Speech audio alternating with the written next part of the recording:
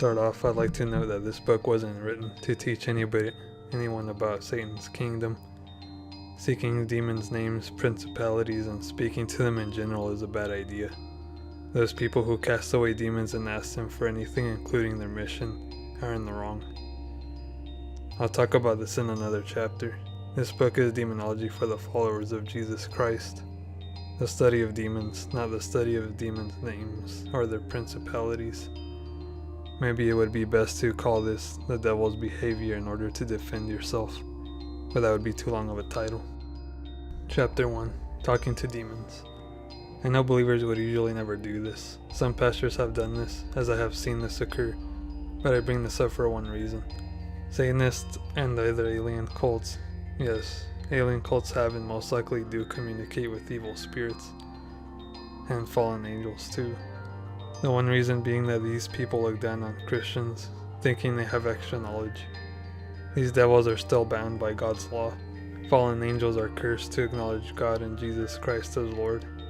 So what do you need to know about this? That devils lie. I don't know if devils are cursed to lie or if they just lie to stray us away. Either way, the devil lies, and thus we have no way of knowing any truth through the devil and his evil spirits and fallen angels. That means you can't be friends with demons, and you can't gain no beneficial truth through devils or evil spirits, only lies. An example of their lies can be heard with the new spirit box. It is rather new and hasn't really caught on much like the Ouija board. You can YouTube it, but I recommend you pray if you do. And you'll find videos similar titles with spirit box, ghost radio, etc. The things that speak through it are inconsistent in what they say, and they contradict each other harshly.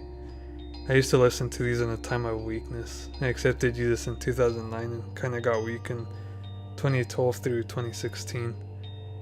In that time I got into ghosts, aliens.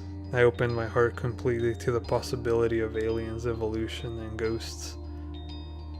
I didn't buy into any of it, as nothing in those ideas made any logical sense. I might make other books specifically on these subjects. What did make sense was the fact that each theory or idea had flaws that supported the Bible to be true. I'll go into that in another chapter. And continue on with the spirit box. The spirit box is one example of how devils are cursed to lie or just love to lie. Another is the alien cults and aliens in general. We do see flying orbs, and there is in fact something alien in our skies. But God has warned us about this. Luke 21:11 states, "There will be great earthquakes, and in various places famines and pestilences, and there will be terrors and signs in the heavens." I am open to the possibility that these signs could be other things, but signs in the sky are mentioned multiple times. I think God put these verses here because even in our generation of technology, we would be puzzled by these signs. Otherwise, if the signs are basic eclipses and shooting stars, we wouldn't really care. Jeremiah 10:2 describes the nations as being dismayed. The definition of dismayed is feeling distress, feeling consternation. These aliens claim to be multiple races, factions, talking about space order and wars. Nothing makes sense though. Why would they come at night and probe people? Why would they take samples of our cows? All these things do happen occasionally, as reported. It seems to be legit from one aspect, our point of view only, but it doesn't make sense at all if you begin to think mildly about it. What's stopping them from taking over? If aliens did exist, they would need to reveal themselves, not start up a New Age cult and sect that basically worship them. That would actually be a universal sin among intellectual entities, since cults are usually predatory and taking advantage of people. Imagine if our US military made contact with a caveman civilization on Mars. I highly doubt we would stay hidden and start religious sects among them. I also don't see us traumatizing those caveman people by repeatedly probing them or giving them a demonic possession experience. It's pointless and disrespectful. In fact, it is clearly a universal hate crime. Of course, that is because they are demonic entities, and pain and mental suffering are the devil's best tools of hurting people. These aliens would have been here since the 1950s. they would have definitely shown themselves to us, unless of course they were fallen angels who were bluffing. In my opinion, that's the case. Proof of this, most UFOs are just lights nowadays. Back in the 1950s, the reports were actually metallic, but if you check on YouTube, you see nothing but orbs of light, oftentimes spiritual in nature. In school, they taught us that these orbs were called plasma orbs, and were some kind of electrical ball. Of course, that isn't the case.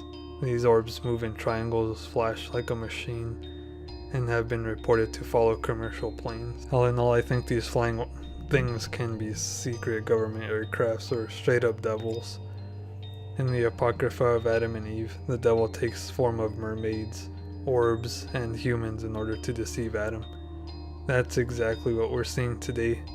I do read that book with a huge grain of salt though, but I really get a sense that the book of Adam and Eve reveals a horrifying and powerfully accurate representation of how Satan works today.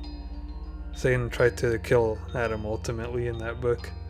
Again, I read it with a grain of salt due to the minor inconsistencies, but it's still good for reference, so whoever wrote it really had some kind of understanding of the devil and how he works in our modern day. This first chapter was part of a book I am currently writing.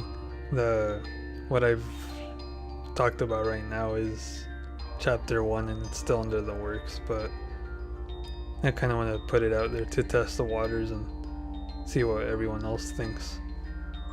But thanks for watching this video and God bless.